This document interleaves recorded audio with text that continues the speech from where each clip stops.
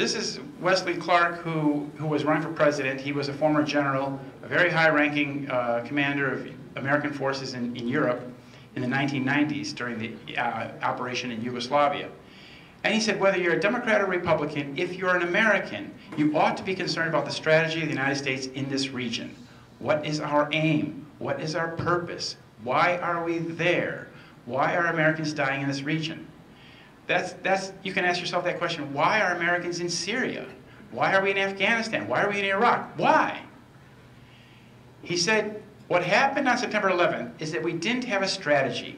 We didn't have bipartisan agreement. We didn't have American understanding of it. And instead, we had a policy coup in this country. A coup. A policy coup. Some hard-nosed people took over the direction of American policy, and they never bothered to inform the rest of us. So when he says we didn't have American understanding of it, he's implying that we had some other country interpreting 9/11 for us, which is correct. It was Israel.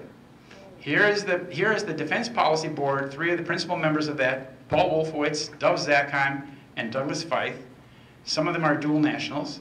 They're sitting at the table with the Israeli military chief of staff, Shaul Mofaz. This is in the Pentagon in January 2002. And what they were discussing is what would be the American response to 9/11.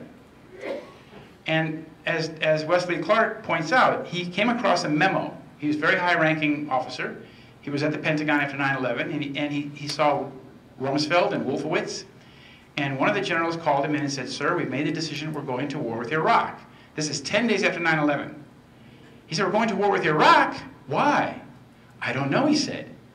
I came back a few weeks later. By that time, we were bombing Afghanistan. I said, are we still going to war with Iraq? He said, sir, it's worse than that. We're going to take out 7 countries in 5 years, starting with Iraq, then Syria, Lebanon, Libya, Somalia, Sudan, and finishing off with Iran. Well, as you can see from that list, 6 of those 7 countries have already been done, and we're threatening to make war with Iran any day. The sanctions and things, the economic sanctions have been applied to Iran are a form of warfare. Now what's happening here is that what's being applied is something called the Yinon Plan, the Israeli plan called Yinon, named after the author Oded Yinon. And this plan is an Israeli plan from a Likud strategist to break up the Arab states, starting with Iraq and Syria, into statelets, into small ethnic statelets. It's often called Balkanization because that's what they did to Yugoslavia. Break it into a section with the Sunnis and the Shiites and the Kurds. And that's what's been done to Libya. That's what they're doing to Iraq. That's what they're trying to do in Syria. And what happened in Syria is they ran into an obstacle called Russia and Iran. And they've been thwarted. So this plan has been stymied by the presence of Russia.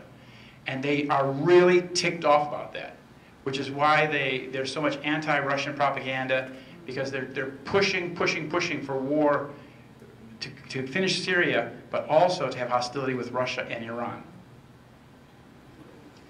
Now this is Hillary Clinton in 2012. Hillary Clinton wrote in an email that the best way to help Israel is to use force in Syria to overthrow the government. This email proves that Obama and Clinton were seeking to overthrow the Syrian government, an elected government, in order to serve Israel. Now this is a photograph from Syria, near Damascus. This is the Palestinian camp. This photograph shows the Yarmouk camp. Now, today it's in ruins. It had a population of over 100,000 people. Today it has 200 left. The Yarmouk camp in Damascus lies in ruins, with hardly a single building that has not been destroyed or damaged. Almost all the Palestinian refugees who were there have now fled. This shows you how this war, in this incident, the Palestinian refugees were being targeted. This is a Palestinian camp. And what happened is ISIS infiltrated the camp. Then the war was waged against ISIS. And who got hurt? The Palestinians. ISIS is like a moving target. Wherever they put ISIS, then they go and attack. The same thing they did to Raqqa and Mosul. This is from Linda Hurd. She's a British expert on the Middle East. And she wrote this, is the United States waging Israel's wars? She said, there's one thing we do know. Oded Yinon's 1982 plan, the Zionist plan for the Middle East, is in large part taking shape. Is this coincidence? Was Yanona psychic? Perhaps, she says, alternatively, we in the West are victims of a long-held agenda, not of our making, and without a doubt, not in our interest. So we're spending all this money and fighting all this war and taking the food off American tables to fight a war for somebody else? What's going on here?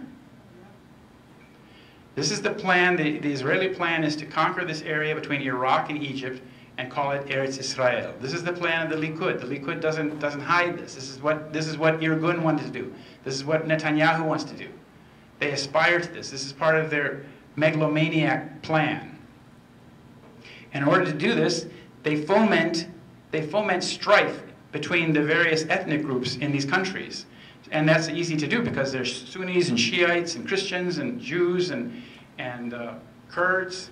So what they've done is that they increase the tension by doing things like car bombs and assassinations in order to get these groups to fight each other. And it says, this is from the Yanon plan, the dissolution of Syria and Iraq is Israel's primary target on the Eastern Front. The dissolution of the military power of these states serves as the primary short-term target. That's exactly what the United States has been doing for the last 17 years.